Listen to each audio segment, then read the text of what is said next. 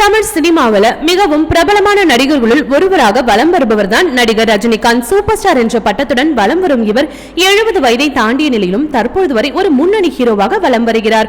Mass ஹீரோவாக அசத்தி வரும் இவர் தொடர்ந்து சூப்பர் டூப்பர் ஹிட் படங்களை கொடுத்துட்டு வராரு. நெல்சன் இயக்கத்தில் இவர் நடிப்பில் வெளியான ஜெயிலர் திரைப்படம் ஒரு நல்ல வரவேற்பை பெற்றுச்சு. அதனை தொடர்ந்து அதிக படங்கள்ல கமிட் ஆகிட்டும் வராரு. இளம் நடிகர்கள் கூட இந்த அளவுக்கு ஒரு சுறுசுறுப்பா இருப்பாங்களான்றது ஒரு சந்தேகம் தான்.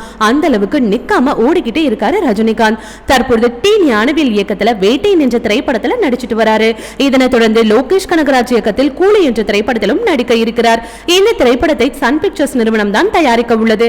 மேலும் இந்த படத்தின் டைட்டில் ட்ரீசர் வெளியாகி மக்களிடையே ஒரு அமோக வரவேற்பு பெற்றுச்சுன்னு நம்ம சொல்லலாம்.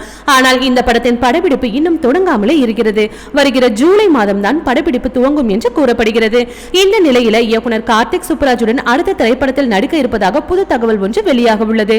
இயக்குனர் கார்த்திக் சுப்புராஜ் ஏற்கனவே நடிகர் சூர்யாவை வைத்து புதிய திரைப்படம் ஒன்றை இயக்கி வருகின்றார். இந்த படத்தின் ஒரு சில வீடியோக்கள் கூட இணையத்தில் வெளியாகி வைரலானது. அந்தமானில் படத்தின் படப்பிடிப்பு விறுவிறுப்பாக நடைபெற்று வருகிறது.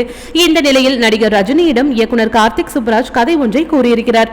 இந்த கதை ரஜினிக்கு மிகவும் பிடித்து போனதால் இந்த படத்தில் நடிக்க ஒப்புக்கொண்டிருக்கிறார். ஆனால் தற்பொழுது லோகேஷ் கனகராஜ் படத்தில் நடிக்க போவதால் இந்த படத்தை முடித்துவிட்டு கார்த்திக் சுப்புராஜ் திரைப்படத்தில் நடிக்க வாய்ப்பிருப்பதாக பலரும் கூறி வருகிறார்கள். மேலும் ரஜினி கார்த்திக் சுப்புராஜ் கூட்டணியில் ஏற்கனவே பேட்டை என்ற திரைப்படத்தில் வெளியாகி நல்ல வரவேற்பையும் பெற்றது. இந்த படத்தில் அமைந்திருந்த பாடல்கள் இன்றளவும் ரசிகர்களால் கொண்டாடப்பட்டு வருகின்றன. இதனால் மீண்டும் அடுத்த திரைப்படத்தில் இவர்கள் இருவரும் இணைந்து இருப்பது ரசிகர்களிடையே குஷியை ஏற்படுத்தியுள்ளது. இது போன்ற சினிமா மற்றும் சீரியல் தொடர்பான செய்திகளைக்கான சினி டைம்ஸ் சேனலை மறக்காம சப்ஸ்கிரைப் பண்ணுங்க.